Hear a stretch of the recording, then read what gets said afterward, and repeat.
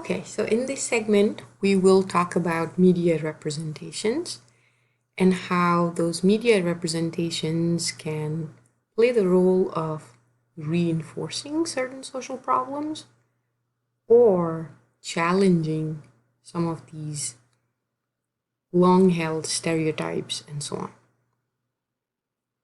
So, one of the very important parts of this module is the film I assigned to you called Ethnic Notions. This is an award winning documentary and it helps us understand the roots of some of the prevailing stereotypical images that we see of African Americans today. Because some of you who are very young in the new generation might have wondered how these caricatures emerged in the first place. So, in that sense, the film is really eye opening in presenting this long history of some of these commonly held stereotypes about Black men and women and children. So, it's interesting to look at some of these images that are presented in American popular culture from the 1820s to the present.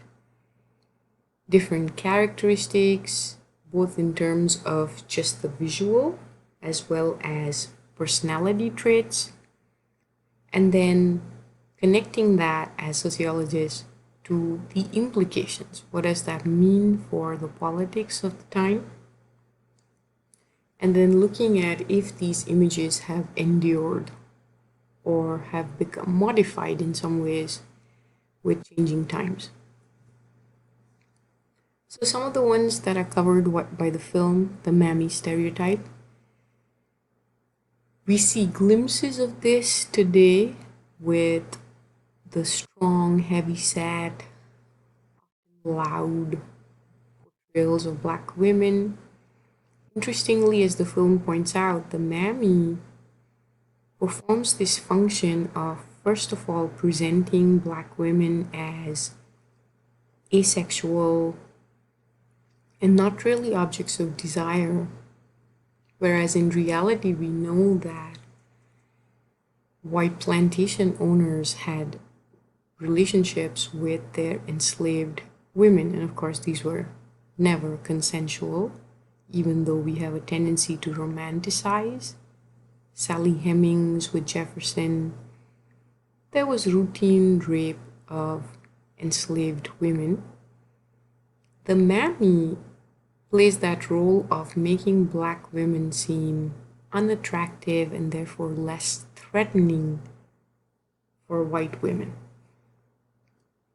The Mammy is also always happy to serve the master's family.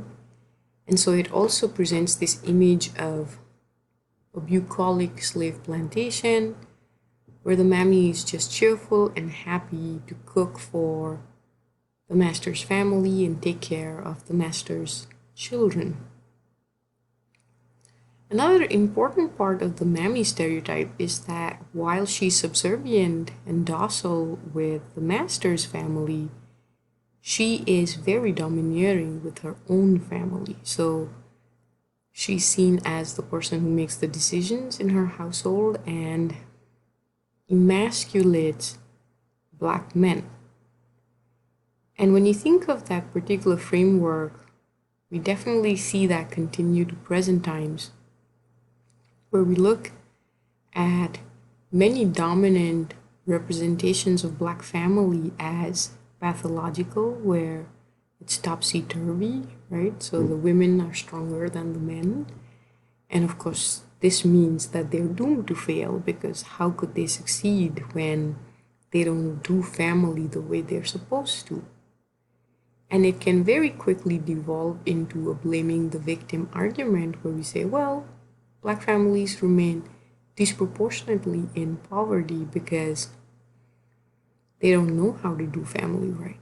So when you look at the Mammy stereotype, you want to see the implications of that for present day stereotypes and how that in turn shapes policy, right? I think out of all these caricatures, the one that I find most disturbing is the Pickaninny, of portraying black children as these furry, animal-like creatures that eventually get eaten up by crocodiles. The dehumanization is what is most disturbing here. Besides that, you have the Sambo, who's the black man who's happy-go-lucky, feeble-minded, happy to be enslaved, shirks responsibility.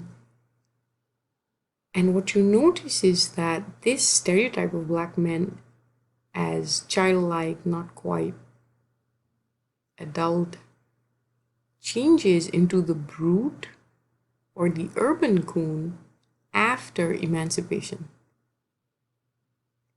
which makes sense. So you have the Sambo or the uncle, right, who are very docile, right? This is before emancipation because they can be threatening to the existing system. But after emancipation, they're seen as violent, right?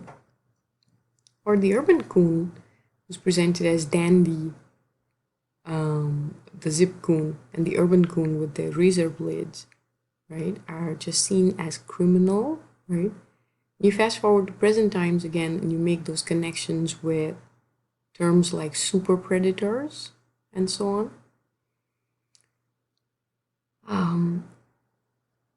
So the context, the historical context, has a big impact. The uncle is someone who's, again, happy to be enslaved, is this wise old man, etc., right? And so when you're looking at these caricatures, remember again the function that they have in that particular context. And this is pervasive. Nursery rhymes, figurines, postcards, minstrel shows are our first form of popular entertainment, which is why I think this documentary is so important to view to understand the significance of blackface and why it is so offensive. The dehumanization that happens, right? So you see African Americans portrayed with eyes that look like saucers, lips that look like raw liver. There's no human being that looks like that, right? But as the film is saying, you portray people as that often enough, and they start to look like that. These caricatures are devastating in that sense, right? They shape the gut level feelings about race in America. The movie also does some of the more modern contemporary images where you see African Americans portrayed as sidekicks. Sometimes they're portrayed as having magical qualities, right? Always as the other, and as subhuman. You see the image of the black Rambo, right? The more violent sidekick who, again, often ends up dying. You see the image of the Mammy persist. I've even seen the images of Sambo in the Chris Rock or Chris Tucker characters. Eddie Murphy, right, has portrayed the Sambo character. And the film is making that assertion that seem to be just images, right? But we study pop culture a lot in sociology because pop culture not only is a reflection of what's happening in society, it reinforces certain images and the hierarchy that exists in society. And as the film says, it leaves wounds that are most difficult to heal, right? It has a psychological control over all of us. Just think of which of these captions would evoke empathy. And I'm implicating not just mass media here, but all of us, right? But this was a coverage of what was happening after Hurricane Katrina. By now, this contrast is notorious Some folks have seen this, right? Exact same activity depicted in very different ways. Two residents wade through chest deep water after finding bread and soda from a local grocery versus a young man walks through chest deep flood water after looting a grocery store in New Orleans. And you see this kind of coverage continue when you hear the rhetoric about looting and rioting. Who is seen as expressing their constitutionally guaranteed First Amendment rights versus who's seen as looting, right? Who's depicted as a terrorist, right? Versus not. So it becomes really important to do that critical analysis. How are young Black men portrayed either when they are profiled or become targets of police brutality, death, right? And that's why you have the hashtag, if they gunned me down. Which photo do you think media would use if the police shot me down? It can be done by simple things like cropping as well. Right on the left is the photo of Dugan, frequently used by the media, and the right is the uncropped photo in which he holds a plaque commemorating his deceased daughter. Right? So it can just be simply cropping the picture in a way that reinforces stereotypes of Black and brown men as super predators. And this is again an ancient stereotype for which Black and brown men have been lynched throughout our history. The other aspect of cultural representations, and you have the link here, click, right?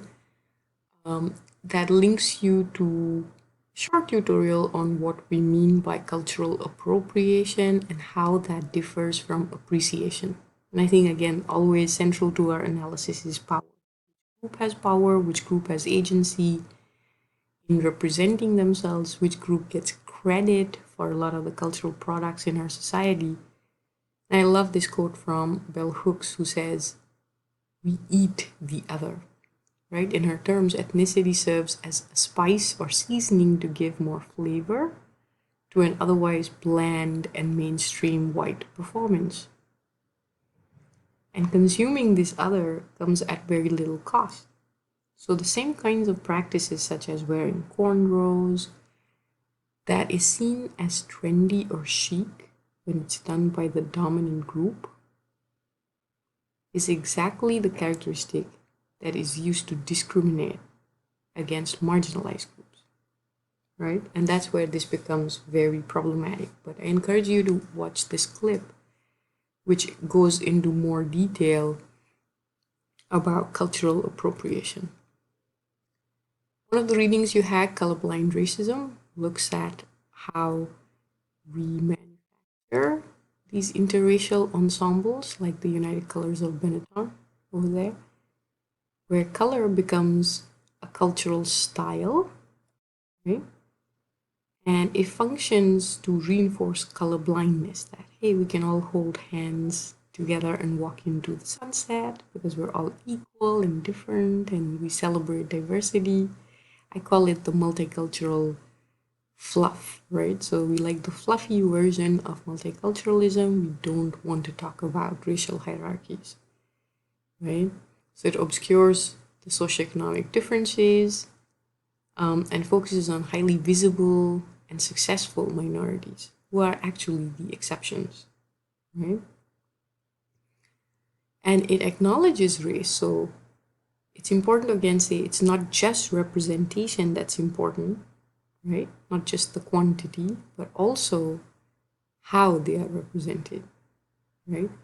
Of course, you have some shows like Orange is the New Black or The Wire, which actually do start addressing now issues of racial hierarchy and intersections between race, gender, and sexuality, and so on. In the next slide, I want you to just look at some of these stereotypical depictions of rape.